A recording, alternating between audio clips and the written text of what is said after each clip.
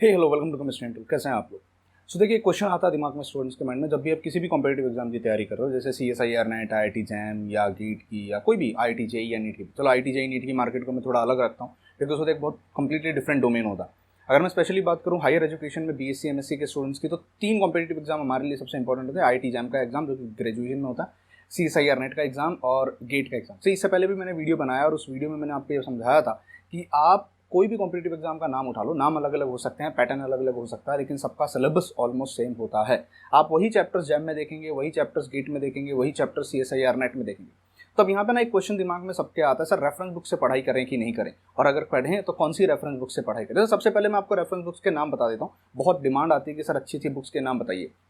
अब से देखिए, कोई भी सब्जेक्ट को पढ़ने के लिए एक बुक काफ़ी नहीं होती है। पहले तो आप ये पॉइंट नोट डाउन कर लीजिए। आप अगर ये सोच रहे हो कि पूरी फिजिकल केमिस्ट्री हम एक बुक में से पढ़ लेंगे, इनऑर्गेनिक एक बुक में से पढ़ लेंगे, ऑर्गेनिक एक बुक में से पढ़ लेंगे और हमें सब कुछ मिल जाएगा, ऐसा नहीं होता। क्योंकि हायर एजुकेशन में आने के बाद अलग अलग ऑथर्स अलग अलग सब्जेक्ट के अंदर टॉपिक्स पे भी बुक्स बनाते हैं।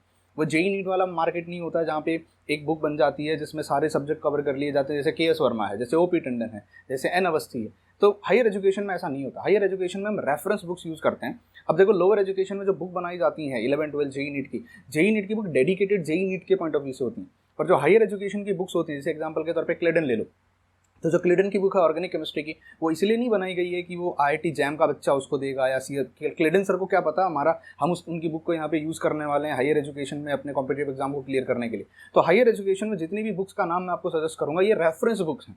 अब मैं रेफरेंस बुक्स में से कितना पढ़ना चाहिए, क्या हमें पढ़ना चाहिए कि नहीं, उस क्वेश्चन पर मैं थोड़ी देर के बाद आता हूँ। सबसे पहले रेफरेंस बुक्स का नाम सुन लीजिए। अगर आप फिजिकल केमिस्ट्री पढ़ना चाहते हो तो मैं 2 बुक आपको बहुत अच्छे सजेस्ट कर सकता हूँ फिजिकल केमिस्ट्री के लिए। एक है पूरी Sharma Pathania, which is a really good book. अब उसमें भी सारे टॉपिक बहुत अच्छे से नहीं दिए हुए हैं, लेकिन यस कुछ मैक्सिमम टॉपिक्स आपको पूरी शर्मा पठानिया से मिल जाएंगे। दूसरी है KL कपूर ना, KL Kapoor is also a good book. कुछ वॉल्यूम्स आती हैं, वॉल्यूम 1 वॉल्यूम 2। आप KL कपूर को रेफर कर सकते हो। दोनों इंडियन ऑथर हैं। I really prefer Indian author क्योंकि सिंप्लीफाइड लैंग्वेज होती है। आप इन 2 बुक्स को यूज़ कर सकते हो, KL कपूर एंड पूरी शर्मा पठानिया। बात करूँ इनऑर्गेनिक केमिस्ट्री की, इनऑर्गेनिक केमिस्ट्री में भी मैं आपको 2 बुक सजेस्ट करने वाला, एक्चुअली मैं 3 बुक सजेस्ट करने वाला इनऑर्गेनिक केमिस्ट्री में। सबसे नंबर 1 पे हमारे पास आती है हुई की जो बुक होती है, थोड़ी लैंग्वेज डिफिकल्ट है और बहुत सारा कंटेंट जो डाला हुआ है उसमें से हमको रिक्वायर नहीं है वो IIT जैम या CSIR नेट के लिए। बढ़िया मैक्सिमम कंटेंट हमें जो हमारे कॉम्पिटिटिव एग्जाम के लिए चाहिए वो मसाला उसके अंदर प्रेजेंट है। एंड बहुत सारे क्वेश्चन प्रीवियस ईयर्स में देखे गए हैं CSIR नेट और गेट में, जब हुई से हूबहू उठाए गए हैं। ठीक है, दूसरी बुक का नाम आपको मैं सजेस्ट करूंगा पूरी शर्मा कालिया ना। Puri Sharma Pathania was physical chemistry, Puri Sharma Kalia is for inorganic chemistry. Indian author है ना, सिंस इंडियन ऑथर है तो जो राइटिंग वे होगा वो इंडिया के स्टूडेंट्स और इंडियन कॉम्पिटिटिव एग्जाम के पॉइंट ऑफ व्यू से थोड़ा सा हो सकता है, तो इट्स अ गुड बुक। तीसरी बुक मैं आपको सजेस्ट करूंगा द बाप और you can say the god of inorganic chemistry, JD Lee sir की बुक ना। JD ली सर की जो बुक है वो बहुत ही सिंप्लीफाइड बुक है, बहुत बढ़िया बुक है और आप ब्लॉग्स पढ़ने के लिए उस बुक को यूज़ कर सकते हो। आपको बहुत सारी नॉलेज मिलेगी JD ली की बुक से। नॉट ओनली ब्लॉग, आप बाकी के टॉपिक्स भी JD ली की बुक से पढ़ सकते हो। ऑर्गेनिक केमिस्ट्री की बात करूँ तो ऑर्गेनिक केमिस्ट्री में भी प्रॉब्लम ऐसी कि कोई एक बुक बता पाना ऑर्गेनिक केमिस्ट्री में डिफिकल्ट होता है क्योंकि ऑर्गेनिक केमिस्ट्री बहुत वास्ट है और उसके अंदर का एक चैप्टर एक स्ट्रीम के बराबर होता है। जैसे अगर मैं एक ओवरऑल अगर मैं बुक का नाम लूँ तो आई कैन सजेस्ट यू क्लेडन हर एक स्टार्टर बंदे के लिए बहुत बढ़िया होती है। अगर आप पढ़ना चाहते हो और आप एक ही बुक पे रहना चाहते हो तो आई वुड से क्लेडन बहुत अच्छा है। वरना उसके अलावा स्टीरियोकेमिस्ट्री के लिए PSLC का बुक आता है, कैरोथर्स का बुक अलग से किसी टॉपिक के लिए आता है, रिएक्शन मैकेनिज्म के लिए एस एन सानियाल का बुक सर हमारे पास आ जाता है। So we have got different books for different subject. अब ये लिस्ट आपको मैं नीचे डिस्क्रिप्शन बॉक्स में सब बुक्स का नाम आपको लिख दूंगा, तो आप डिस्क्रिप्शन बॉक्स में उसमें देख सकते हो कि किस सब्जेक्ट के लिए मैंने किस बुक का नाम रखा हुआ है। ठीक है, अब क्वेश्चन ये है कि क्या हमें कॉम्पिटिटिव एग्जाम के लिए रेफरेंस बुक को रेफर करना चाहिए, क्योंकि बहुत सारे स्टूडेंट्स का मेरे पास ये क्वेश्चन आता है, सर रेफरेंस बुक को हम पढ़ने बैठते हैं तो ठीक तो टाइम चला जाता है, हमारे पास टाइम बड़ा कम होता है। जैसे मान लीजिए IIT जैम की तैयारी कर रहा हूँ, 6 महीना है मेरे पास, 4 महीना है मेरे पास, या अगर मैं CSIR नेट की तैयारी कर रहा हूँ, मैं ऑलरेडी MSc की पढ़ाई कर रहा हूँ, उसके अंदर मुझे नेट की तैयारी करनी है या गेट की तैयारी करनी है। Should we start reading from the reference books? क्या हमें रेफरेंस बुक्स में लाइन टू लाइन रीड करनी चाहिए? ये क्वेश्चन आपके दिमाग में भी आया होगा और बहुत बार आपने स्टार्ट किया भी होगा, स्टार्ट करने के बाद आप हार थक के उसको छोड़ के आगे रहोगे। तो देखो, सबसे पहले मैं आपको बता दूं कि जितनी भी रेफरेंस बुक्स होती हैं ये एग्जाम पॉइंट ऑफ व्यू नहीं लिखी गई हैं।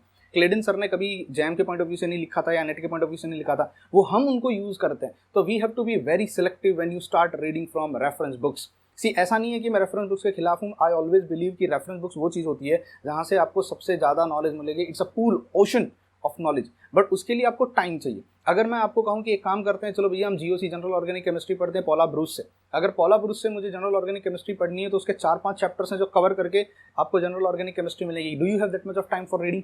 कि आपके पास उतना टाइम है रीडिंग करने के लिए? अच्छा, आपको मैं कहता हूँ चलो एक काम करते हैं, पूरी शर्मा पठानिया से थर्मोडायनामिक्स पढ़ते हैं, do you have that much of time कि मैं उसका एक एक लाइन बैठ के रीड करूँ और एक एक लाइन रीड? आप अगर लेट स्टार्ट कर रहे हो किसी चीज़ को तो आपके पास टाइम नहीं है रेफरेंस बुक्स को रीड करने के लिए। रेफरेंस बुक्स का रीडिंग एक्चुअली में फर्स्ट ईयर से स्टार्ट करना चाहिए। जब आप ग्रेजुएशन के फर्स्ट ईयर में आते हो, अगर आप तब से रेफरेंस बुक रीड करते आ रहे हो तो आपका मैक्सिमम चीज़ें पढ़ के हो गया होगा, आपका स्पीड बढ़ गया होगा और आपको रेफरेंस बुक में लिखी हुई जो लैंग्वेज है वो समझ में आने लग गई होगी। ठीक है, तो अगर आप कॉम्पिटिटिव एग्जाम है और आपका 5 महीने 6 महीने 4 महीने का आपका ड्यूरेशन बचा हुआ है, उसमें अगर आप नई रेफरेंस बुक्स को उठा के पहली बार पन्ने पलट रहे हो तो मेरी एडवाइस होगी कि मत कीजिएगा, आप अपना टाइम वेस्ट करोगे क्योंकि आपको लिटरली कुछ समझ में नहीं आएगा। You will and up reading something which is not even important for any competitive exam.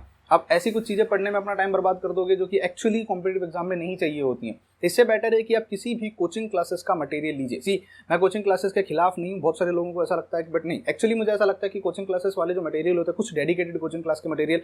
अब आपके दिमाग में पहला क्वेश्चन आ रहा होगा, सर सजेस्ट भी कर दो coaching classes. See, we all know coaching classes कौन सी है, यूट्यूब पे आप सर्च कर सकते हो।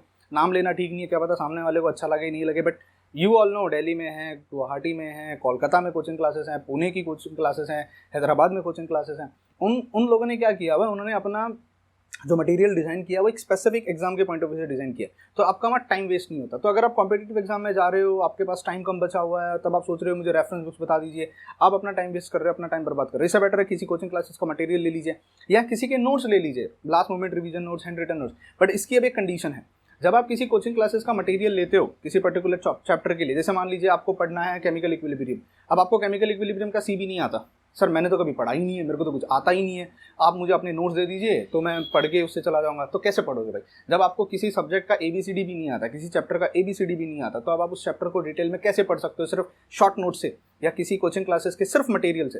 तो किसी भी चैप्टर को प्रिपेयर करने के लिए टाइम चाहिए होता है। तो अगर आप लास्ट स्टेजेस पे हो और आपको 2-3 महीने में कुछ जादू जड़ी बूटी करके चाहिए कि सर 3 महीने में पूरी केमिस्ट्री में बाय हार्ट कर लूँ और कॉम्पिटिटिव एग्जाम में चले जाऊँ, सारी रेफरेंस बुक भी रीड कर लूँगा, आप नहीं कर पाओगे, इंटरेस्ट में नहीं कर पाओगे। बहुत सारे लोग होंगे जो आपसे कहेंगे कि रेफरेंस बुक्स रीड कर लीजिए। हाँ जी, रेफरेंस बुक रीड करनी चाहिए, लेकिन उसका टाइम ड्यूरेशन बहुत पहले होता है। फर्स्ट ईयर का बच्चा या सेकंड ईयर का बच्चा आप स्टार्ट करो, या इवन थर्ड ईयर के स्टार्टिंग से ही अगर आप रीड करते आ रहे हो तो मुझे समझ में आता है 5 महीने में, 4 महीने में, 3 महीने में आप कितनी रेफरेंस बुक्स रीड करोगे? Can you read speedily? Can you read हुई कंप्लीटली? पूरी हुई पढ़ सकते हो क्या आप? और आपको कैसे पता चलेगा कि रेफरेंस बुक में से कितना सिलेक्टिव पढ़ना है और कितना नहीं पढ़ना है? क्या वो सच में जैम में आने वाला है, क्या वो गेट में या नेट में आने वाला है, कि हमें उस टॉपिक को छोड़ देना चाहिए? एक और प्रॉब्लम होती है, हम ईगो रीडिंग करते हैं। ईगो रीडिंग का मतलब होता है, जैसे मान लीजिए मैंने एक चैप्टर उठा लिया, हम पढ़ते जा रहे हैं पढ़ते जा रहे हैं पढ़ते जा रहे हैं। अब मान लीजिए बीच में कभी कभी कुछ 2 टाइप के स्टूडेंट्स होते हैं, एक ईगो रीडिंग करते हैं और एक नेग्लिजेंस रीडिंग करते हैं। ईगो रीडिंग वो होती है जहाँ पे आप बुक उठाते हो, पढ़ रहे हो, कोई चीज़ आपको समझ में नहीं आई, ठीक है, अब हमारी ईगो हर्ट हो जाती है, ये मुझे कैसे समझ में नहीं आई। अब जबकि वो कॉम्पिटिटिव एग्जाम के पॉइंट ऑफ व्यू से इंपॉर्टेंट नहीं होती है, फिर भी हम गूगल पे जाएंगे, यहाँ जाएंगे, वहाँ, हम एक दिन पूरा बर्बाद कर देते हैं और एक पर्टिकुलर टॉपिक के पीछे, जो कि शायद कॉम्पिटिटिव एग्जाम में नहीं आने वाला होता। और नेग्लिजेंस रीडिंग क्या होती है पता है? एक स्टूडेंट ऐसा भी होता है, हम पढ़ रहे हैं पर ये समझ में नहीं आया, छोड़ो यार आगे बढ़ते हैं, जबकि वो एग्जाम पॉइंट ऑफ व्यू से बहुत इंपॉर्टेंट था। तो 2 टाइप की रीडिंग होती है। अब इस दोनों चीज़ों को अवॉइड करने के लिए, because reference books is a pool जहाँ से नॉलेज निकालनी है, तो मैं बेटर सजेस्ट करूँगा कि कोचिंग क्लासेस का material will be the best. अगर आप आपके पास कम टाइम में प्रिपरेशन करना चाहते हो, अगर आपके पास एम्पल ऑफ टाइम है, अगर आप जो बच्चा ये वीडियो देख रहा है अगर वो ग्रेजुएशन के फर्स्ट ईयर सेकंड ईयर में है, या जो नेट की तैयारी MSc के बाद नेट का पेपर देना चाहता है, वो आज से रेफरेंस बुक रीड कीजिए। यूँ मान के चलिए कि रेफरेंस बुक्स को पढ़ के ख़त्म करने के लिए या वहाँ से पूरी नॉलेज को एक्सट्रैक्ट करने के लिए कम से कम 1 साल, 1 से 1.5 साल लग जाता है। उसके बाद आप जाके कहीं बोल सकते हो कि हाँ जी हमने रेफरेंस बुक में से पढ़ा।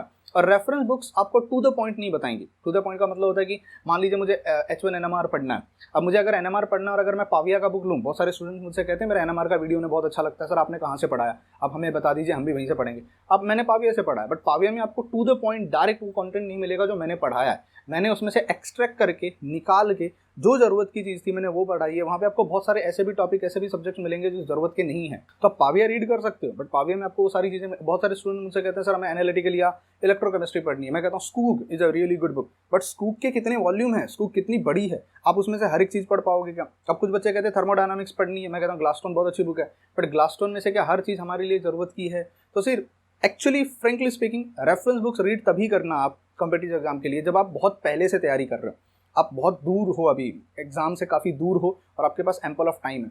लिमिटेड टाइम में आई वुड ऑलवेज सजेस्ट कि कोचिंग क्लासेस के मटेरियल्स आर दी बेस्ट, या कोई सीनियर आपका है जिसने नोट्स बना रखे हैं या आप किसी तरीके से ले सकते हो। जैसे मैंने अपने नोट्स बना रखे थे, वो मैंने मेरे सारे नोट्स जो है वो टेलीग्राम ग्रुप पे डाल दिए। आपको टेलीग्राम ग्रुप का जो है लिंक आपको डिस्क्रिप्शन बॉक्स में मिल जाएगा। मेरे जितने भी हैंड रिटन नोट्स थे हैदराबाद में जो मैंने बनाए थे जब मैं CSIR नेट की तैयारी करने जा रहा था, तो कुछ नोट्स हैं उसमें से, कुछ पर्टिकुलर टॉपिक्स के नोट्स हैं जो कि काफ़ी बढ़िया मैंने बना रखे हैं, वो आपको टेलीग्राम से मिल जाएंगे। बट वो कितने हेल्पफुल होंगे वो अगेन डिपेंड करता है कि क्या आपको वो टॉपिक पहले से आता है। अगर आप किसी टॉपिक को जीरो से स्टार्ट कर रहे हो तो फिर मेरे हैंड रिटन नोट्स भी आपके किसी काम के नहीं है, क्योंकि वहाँ सारी चीज़ें शॉर्ट में लिखी हुई है मैंने। सो आई होप इस वीडियो से मैं आपका ये कन्फ्यूजन दूर कर पाया कि क्या हमें रेफरेंस बुक्स को रेफर करना चाहिए कि नहीं करना चाहिए। फिर जाते जाते एक एडवाइस देने का जानना चाहूँगा, अगर कम टाइम बचा हुआ आपके पास, please do not waste your time behind reference books. It will consume a lot of time, आपको कुछ मिलेगा नहीं ज़्यादा उसमें से। रेफरेंस बुक्स उन्हीं बच्चों को रेफर करनी चाहिए आज से जिनके पास एम्पल ऑफ टाइम है, जो बहुत पहले से प्रिपेयर कर रहे हैं, जिनके पास अभी भी 1-1.5 साल बचा हुआ है कॉम्पिटेटिव एग्जाम के लिए, फिर वो कोई भी कॉम्पिटेटिव एग्जाम हो।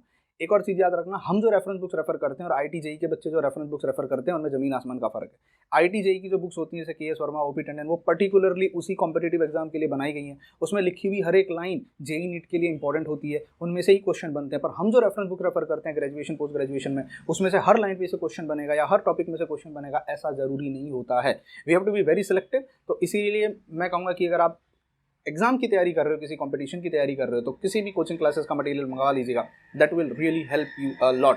अब मैं मटेरियल प्रोवाइड नहीं कर पाता हूँ फिलहाल, मेरे पास कोई नोट्स वगैरह अवेलेबल नहीं है या मेरी कोई कंपनी नहीं है फिलहाल जहाँ पे मैंने हैंड रिटन नोट्स बना रखे हैं एग्जाम पॉइंट ऑफ व्यू से।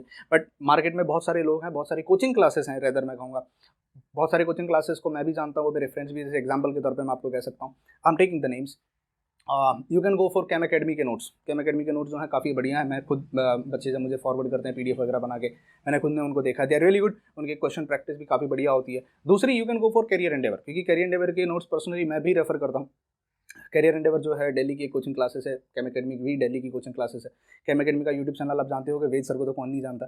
तो वेद सर के जो वहाँ के उनके जो कोचिंग क्लासेस के मटेरियल हैं वो आप रेफर कर सकते हो, ठीक है। एड्यू अंकल करके एक वेबसाइट है, वहाँ पे भी कुछ मटेरियल आता है, आप उसको भी रेफर कर सकते हो। बट सी अगेन मैं आपसे कह रहा हूँ, कोई भी कोचिंग क्लासेस का मटेरियल 100% आपको कॉम्पिटेटिव एग्जाम्स में लेके दिला देगा, फिर वो कैम अकेडमी हो या करियर एंडेवर हो या एड्यू अंकल हो या कोई और कोचिंग क्लासेस हो, जैसे मेडकैम वाले जो हैं वो भी काफ़ी अच्छा नोट्स वगैरह प्रोवाइड कराते हैं, आप उनका भी ले सकते हो। तो मैं कहूँगा पहले आप एक बार देख लो उनको, अगर आपको वो अच्छा लगता है, वो पसंद आता है, अगर आपको लग रहा है कि हाँ इसमें वो सारी चीज़ें कवर्ड है जो हमको चाहिए, तो ही आप उन नोट्स को लो। कभी कभी होता है कि हम मैं जोश में, क्योंकि योगी सर ने कहा हम ले लेते हैं, इसलिए मैं किसी एक का नाम नहीं ले रहा हूँ, मैं किसी एक को एंडोर्स नहीं कर रहा हूँ कि यही बढ़िया है, यही बेस्ट है। इट ऑल डिपेंड्स, किसी को पसंद आएगा, किसी को पसंद नहीं आएगा, भैया डेमोक्रेसी है, किसी को कुछ अच्छा लगता है, किसी को कुछ अच्छा लगता है। बढ़िया कुछ नोट कोचिंग क्लासेस के नोट्स मेरे पास आते हैं PDF के तौर पे, स्टूडेंट्स फॉरवर्ड करते हैं, तो हम देखते हैं, हम गो थ्रू करते हैं, तो मुझे अच्छा लगता है। करियर एंडेवर का तो पूरा स्लॉट ही मेरे पास रखा हुआ है, मैंने हैदराबाद में जाके उनको परचेस किया था, तो उस समय जब मैं स्टूडेंट था तब मैं उनके नोट्स रेफर करता है, they are really good, I will say. But फिर वही बात है कि उनके भी नोट्स काफ़ी बड़े होते हैं और आपको बहुत सिलेक्टिव पढ़ाई करनी पड़ती है उनमें से भी, ठीक है, क्योंकि वो जो नोट्स होते हैं। अच्छा, एक और क्वेश्चन आता है, सर सिर्फ जैम के लिए हमें नोट्स मिलेंगे क्या? फिर से मैं वही बात हो जाती है कि कोई भी जितने भी एग्जाम आप देख रहे हो उसमें कोई डिफरेंस नहीं है। आप ये दिमाग से हटा दो, पहले तो सेग्रीगेट करना छोड़ दो कि जैम अलग है, नेट अलग है, गेट अलग है।